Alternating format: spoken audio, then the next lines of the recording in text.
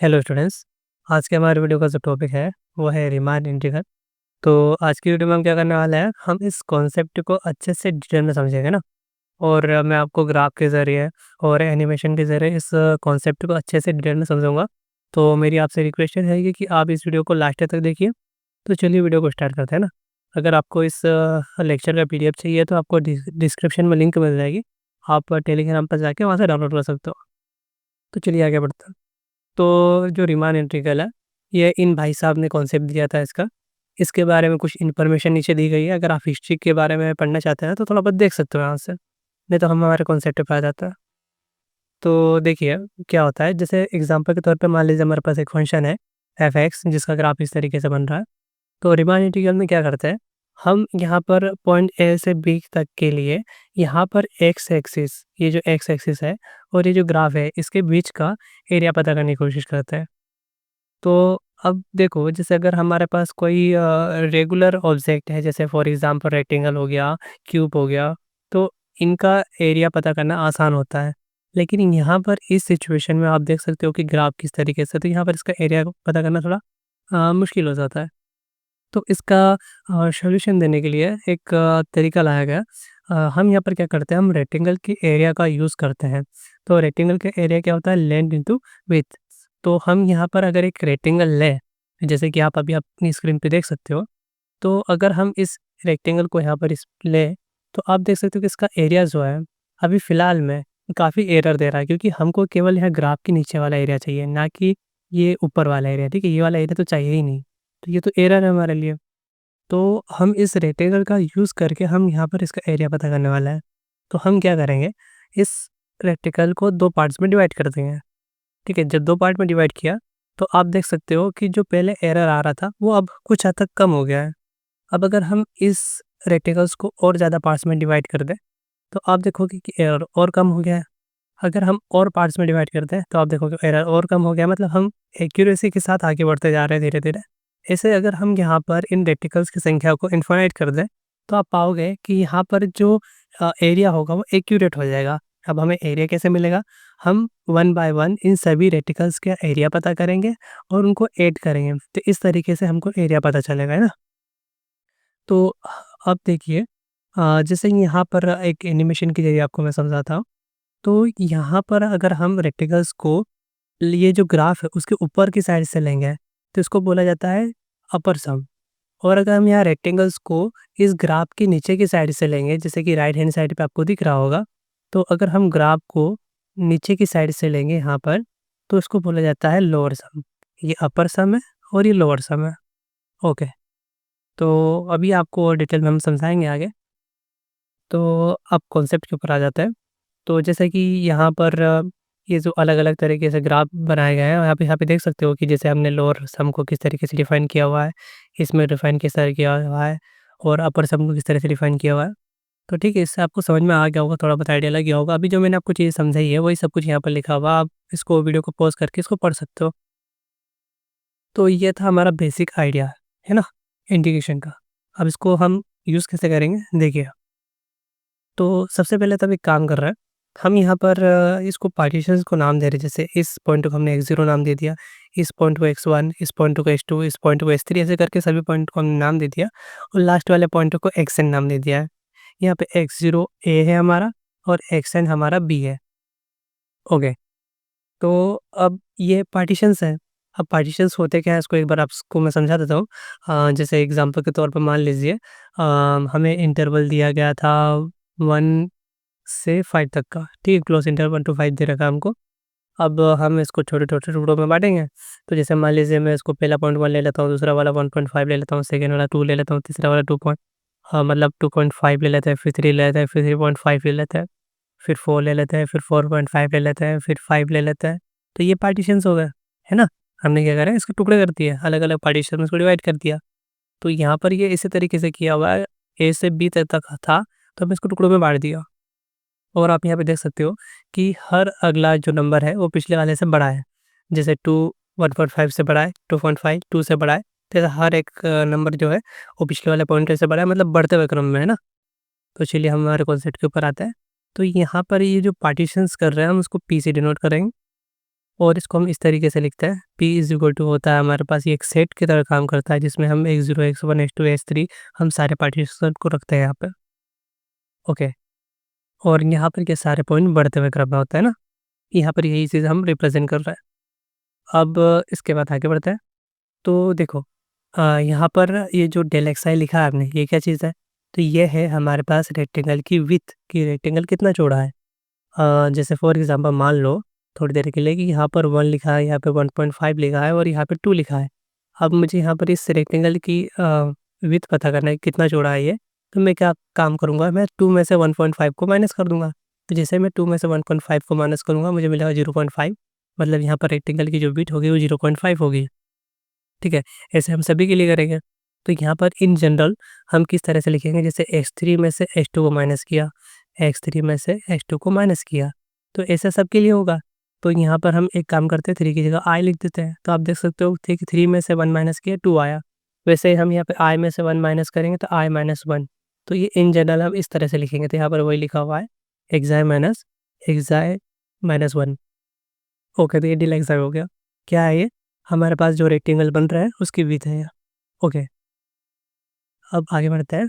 तो यहाँ पर हर एक पार्टीशन के लिए जो कि close interval a to b के लिए होगा, तो हम इसको इस तरीके से लिख सकते हैं, कैपिटल एम आई। अब कैपिटल एम आई क्या चीज़ है, मैं अभी आपको समझाता हूँ। तो देखो देखो जैसे हमारे पास एक फंक्शन एफ एक्स है। अब हम इंटरवल क्या ले रहे हैं यहाँ पर, जैसे फॉर एग्जांपल मान लीजिए x0 से x1 का एक इंटरवल लिया हमने, या फिर x2 से x3 का इंटरवल लिया, कोई सा भी एक ले सकते हो आप। तो हम यहाँ पर xi माइनस 1 से xi तक का एक इंटरवल ले रहे हैं। इसके बीच में इनफाइनाइट वैल्यूज़ होगी, आपने 9th 10th क्लास में पढ़ा होगा कि कोई भी 2 नंबर होते हैं उनके बीच में इनफाइनाइट नंबर्स होते हैं। तो यहाँ पर इन दोनों वैल्यूज़ के बीच में इनफाइनाइट नंबर्स होंगे। तो इन किसी एक पॉइंट पे ये जो फंक्शन है सुप्रीमम वैल्यू देगा, मतलब सबसे बड़ी वैल्यू देगा। जैसे एग्जांपल के तौर पे मान लीजिए हमारे पास F X equal to X है और मेरे पास इंटरवल मान लीजिए 1 to 2 है। तो ये सुप्रीमम वैल्यू देगा 1 से 2 के बीच में किसी एक पे। तो मान लीजिए किस पे देगा वो सुप्रीमम वैल्यू, 2 पे देगा। जब हम यहाँ पर x की जगह 2 लिखेंगे तो इसका आउटपुट कितना आएगा, 2 आएगा। अगर हम x की जगह पे 1 लिखेंगे तो आउटपुट कितना आएगा, 1 आएगा। तो सबसे बड़ी वैल्यू किस पे मिल रही है, 2 पे मिल रही है। तो जो सबसे बड़ी वैल्यू मिल रही है उसी को हम सुप्रीमम बोल रहे हैं, मतलब फंक्शन का सुप्रीमम। उसको हम कैपिटल एम आई से डिनोट कर रहे हैं, और कैपिटल एम आई किस में, इस इंटरवल के अंदर। ओके, तो इसको कैपिटल एम आई बोल रहे हैं। अब कैपिटल एम आई क्या चीज़ है, जैसे फॉर एग्जांपल मान लीजिए, अब ये मैं आपको यहाँ पर थोड़ा सा जूम करके दिखा देता हूँ। यहाँ पर जैसे रेक्टेंगल है, इसकी हाइट, जैसे मान लीजिए इस रेक्टेंगल की बात कर रहा हूँ, तो इस पॉइंट पे हाइट कम है, इस पे ज़्यादा, इस पे ज़्यादा, इस पे ज़्यादा, इस पे ज़्यादा, इस पॉइंट पे आके सबसे ज़्यादा हो गई। तो हम इसको कैपिटल एम आई बोल रहे हैं, और ये हमारे पास इस रेक्टेंगल की हाइट हम ये लेके चल रहे हैं। ठीक है, हम ये हाइट लेके चलेंगे। ओके, आप आपको समझ में आ गया होगा। ओके, एक ज़्यादा छोटा हो गया, 1 मिनट हम ज़्यादा आगे आ गए। हाँ, तो ये कैपिटल एम आई। ओके, तो ये कैपिटल एम आई हो गया। अब इसके बाद इसी तरीके से हम स्मॉल एम आई डिनोट करेंगे, और इसको हम इस तरह से लिखेंगे। याद रखिएगा ये सुप्रीमम वैल्यू और ये मिनिमम वैल्यू है, बस और कुछ नहीं है। तो यहाँ पर इन्फीमम लेंगे हम फंक्शन एफ एक्स का इस इंटरवल के बीच में, और इसको हम एम आई से डिनोट करेंगे। जैसे यहाँ पर इन्फीमम क्या हो गया, इस इंटरवल में 1 हो गया। अब आगे बढ़ते हैं यहाँ पर। तो ये हमने क्यों करा, देखो ये जब हम अपर रिमांड सम यूज़ करेंगे, मतलब अपर रिमांड सम डिफाइन करेंगे तब हम इसका यूज़ करेंगे, और जब हम लोअर रिमांड सम डिफाइन करेंगे तब हम इसका यूज़ करेंगे। इसलिए हमने यहाँ पे इसको डिफाइन किया हुआ है, और ये यहाँ पर रेक्टेंगल की हाइट दिखा रहा है। तो हमको रेक्टेंगल का एरिया पता करने के लिए क्या चाहिए रहता है, विड्थ चाहिए रहती है। तो विड्थ के लिए हमने क्या निकाला, डेल एक्स आई निकाला। फिर उसके बाद हाइट चाहिए रहती है, हाइट के लिए हमने क्या निकाला, कैपिटल एम आई निकाला। और जब हम लोअर सम की बात करेंगे तो हम वहाँ पर स्मॉल एम आई का यूज़ कर लेंगे। ओके, तो इसको डिफाइन किस तरह से करते हैं, अपर सम ऑफ और पार्टीशन पी। ठीक है, पार्टीशन पी के रिस्पेक्ट में हम अपर सम पता कर रहे हैं। तो हम जैसे फॉर एग्जांपल मान लीजिए जो पहला रेक्टेंगल है, पहले रेक्टेंगल की जो हाइट है वो कैपिटल M1 है, और जो विड्थ है वो डेल x1 है। तो हम हाइट और विड्थ का मल्टीप्लाई कर देंगे तो वो पहले रेक्टेंगल का एरिया हो गया, फिर सेकंड रेक्टेंगल, फिर थर्ड, फिर फोर्थ, फिफ्थ, ऐसे करके सारे रेक्टेंगल्स का एरिया निकाल के उसको ऐड कर देंगे, और इसको हम इस तरीके से समेशन के रूप में लिख सकते हैं। तो इसको बोलता है UPF, upper sum of partition P, over partition P. ठीक है, अब लोअर सम की बात करते हैं। तो लोअर सम का कॉन्सेप्ट बिल्कुल सेम रहेगा, कैपिटल एम की जगह पे हम यहाँ पर स्मॉल एम यूज़ करेंगे। बाकी सारी चीज़ें वैसे ही रहेगी, यहाँ पर इक्वल आएगा। ओके, यहाँ तक तो ठीक है ना? तो since f is bounded over close interval a to b, so there exist two members m and capital M such that, देखो अगर कोई फंक्शन बाउंडेड है तो उसके लिए एक स्मॉल एम और एक कैपिटल एम नंबर इस तरह से एग्जिस्ट ज़रूर करेगा जिसके बीच में फंक्शन बाउंड करे। जैसे फॉर एग्जांपल मान लीजिए हमारा फंक्शन इस तरीके से है ना? 1 मिनट दूसरा ग्राफ लेता हूँ, है ना? इसको प्रॉपर तरीके से समझा देता है। इसको रफ करना पड़ेगा। ओके, जैसे मान लीजिए ये हमारे पास एक्स एक्सिस है, ये हमारे पास वाई एक्सिस है, हमारे पास एक ग्राफ इस तरह से आया, ठीक है? तो आप देख सकते हो कि ये जो ग्राफ है बाउंडेड है, ये मैक्सिमम यहाँ तक जा रहा है और मिनिमम यहाँ तक जा रहा है। तो मैक्सिमम जहाँ जा रहा है वो कैपिटल एम मान लेंगे और इस मिनिमम जहाँ तक जा रहा है उसको स्मॉल एम मान लेंगे। और फंक्शन की जितनी भी वैल्यूज़ है, सारी की सारी इस स्मॉल एम और कैपिटल एम के बीच में ही तो लाई कर रही है। तो हम यहाँ पर यही बोलना चाह रहे हैं कि तो ये जो फंक्शन है, वो स्मॉल एम और कैपिटल एम के बीच में लाई करेगा। अब स्मॉल एम क्या चीज़ है? जो फंक्शन है, वो पूरा इंटरवल जैसे ए से बी के बीच में, जहाँ पर सबसे छोटी वैल्यू दे रहा है, उसको स्मॉल एम बोल रहा है और जहाँ पर सबसे बड़ी वैल्यू दे रहा है, उसको कैपिटल एम बोल रहा है। तो फंक्शन जो होगा, वो हमेशा इन दोनों पॉइंट के बीच में लाई करेगा और यहाँ पर जो एक्स है, वो ए से बी के बीच में है। हो गया। For every partition P, we have M into B minus A less than equal to L P F less than equal to U P F. U P F का मतलब होता है upper sum, less than equal to M into B minus A. तो यहाँ पर ये property हमेशा satisfy होती है। इसको मैं प्रूव करके भी दिखा देता हूँ आपको। बहुत काफ़ी छोटा-सा प्रूफ है। तो लेट देखिए जैसे स्मॉल एम आया, हमने देख लिया कि इन्फिमम वैल्यू है और कैपिटल एम आई सुप्रीमम वैल्यू है, मतलब किसी एक इंटरवल में। तो अगर किसी एक इंटरवल में सुप्रीमम वैल्यू है और मिनिमम वैल्यू है, तो 100% एम आई कैपिटल एम आई से छोटा होगा। ओके, अब हम क्या कर रहे हैं, हम सबसे छोटी वैल्यू ले रहे हैं। उस पूरे फंक्शन की सबसे छोटी वैल्यू स्मॉल एम और इसकी सबसे बड़ी वैल्यू कैपिटल एम। यहाँ पे ग्राफ थोड़ा-सा गलत हो गया है ना, ऊपर हो गया है। ठीक है, चलने दीजिए। अ, ओके, तो अब इसके बाद हम क्या कर रहे हैं, यहाँ पर डेल एक्स आई का मल्टीप्लाई कर रहे हैं सब में और इसके बाद समेशन लगा रहे हैं। अब हम एक काम करते हैं, पहले डेल एक्स आई को थोड़ा-सा देख लेते हैं क्या चीज़ है ये। तो हमने अभी देखा कि डेल एक्स आई का मतलब होता है एक्स आई माइनस 1। ओके, ये होता है। अब हम यहाँ पर समेशन की बात करें, समेशन मतलब summation I equal to 1 to N M into del X I. अब एम जो है वो आई से फ्री है, मतलब उसका कोई लेना देना नहीं है आई से, है ना? इसके साथ आई नहीं है, तो हम एम को बाहर कर सकते हैं, एम बाहर लिख सकते हैं। बस क्या बचेगा, ये इस तरीके से रहेगा, एम बाहर आ जाएगा, summation I equal to 1 to N del X I. ठीक है, तो यहाँ पर ये इस तरीके से रहेगा। तो हम केवल अभी फिलहाल में डेल एक्स आई को सॉल्व कर रहे हैं। तो डेल एक्स आई को हम इस तरीके से लिख सकते हैं, एक्स आई माइनस एक्स आई माइनस 1। और जब हम एक्स इक्वल टू 1 फिर 2 फिर 3 रखेंगे तो ये इस तरीके से मिलेगा हमको। आप यहाँ पे देख सकते हो कि x1 से x1 कट गया है, x2 से x2 कट गया, s3 से s3 कट गया। इस तरीके से ये सारी वैल्यूज़ यहाँ पे कट जाएगी और हमारे पास जो वैल्यू बचेगी वो होगी xn माइनस x0। और xn को हम b बोल रहे हैं और x0 को a बोल रहे हैं। तो यहाँ पर b माइनस a आ जाएगा। अब ये जो डेल एक्स आई की जो वैल्यू आई है, समेशन डेल एक्स आई की वैल्यू b माइनस a आई है, इसको हम यहाँ पर रख देंगे। ओके, तो यहाँ पे आप जैसे ही रखेंगे तो डेल एक्स आई की जगह बी माइनस है, यहाँ पे डेल एक्स आई की जगह बी माइनस है। और ये जो चीज़ लिखी हुई थी, अभी हमने थोड़ी देर पहले देखा था कि लोअर रिमान सम, अपर रिमान सम, सॉरी, हाँ ठीक है, लोअर अपर ने बोला था अपन ने।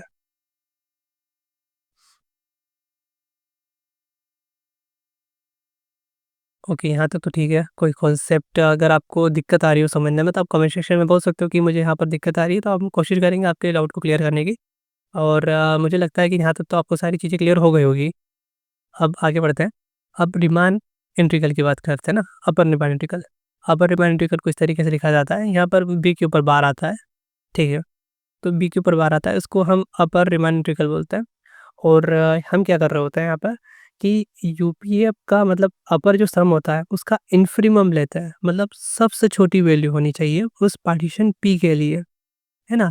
जैसे फॉर एग्जांपल मान लीजिए यहाँ पर ये अपर रीमान सम है, तो यहाँ पर अपर रीमान सम में क्या हो रहा है कि हम चाहते हैं कि ये जो अपर रिमांड सम है, वो सबसे छोटा हो, कम से कम हो, क्योंकि यहाँ पे एरर आ रहा है ना, ये जो एरिया आ रहा है वो एक्स्ट्रा आ रहा है, हमको ये नहीं चाहिए, हम इसको और कम करना चाहते हैं ना, जो एक्स्ट्रा एरिया आ रहा है उसको कम आ रहा करना चाहते हैं, उसको कम से कम करना है। तो उसके लिए हम यहाँ पर इन्फीरियम का यूज़ करेंगे। और जब हम लोअर रिमांड सम की बात करेंगे या फिर लोअर रिमांड इंटीग्रल की बात करेंगे, तो लोअर रिमांड इंटीग्रल में यहाँ पे बार नीचे की साइड आता है, ठीक है। तो लोअर रिमांड इंटीग्रल में हम इसको इस तरीके से डिनोट करते हैं।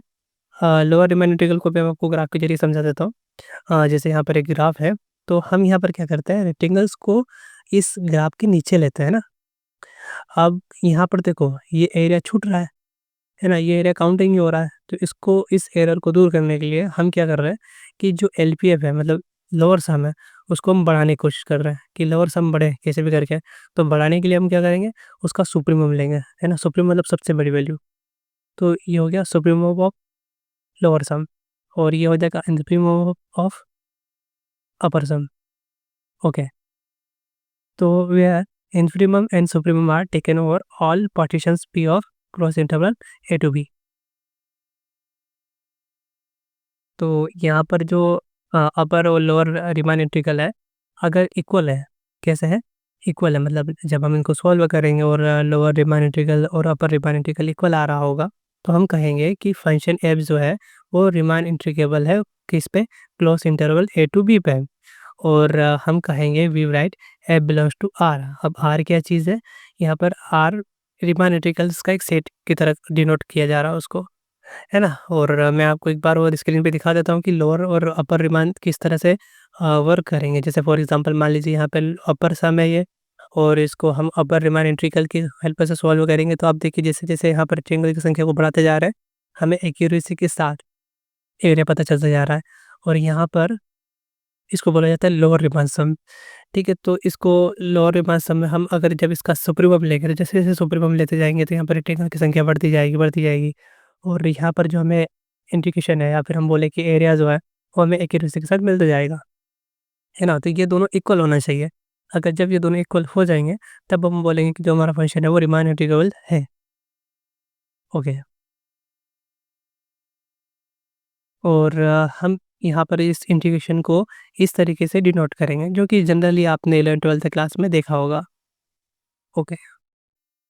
तो थैंक यू। यहाँ पर हमारा लेक्चर कंप्लीट हो गया। हमने इस वीडियो में रीमान इंटीग्रेशन का जो बेसिक कॉन्सेप्ट होता है उसको समझा है। मतलब हम ज़्यादा क्वेश्चंस के ऊपर नहीं गए, ना ही हमने किसी प्रॉब्लम को सॉल्व किया है।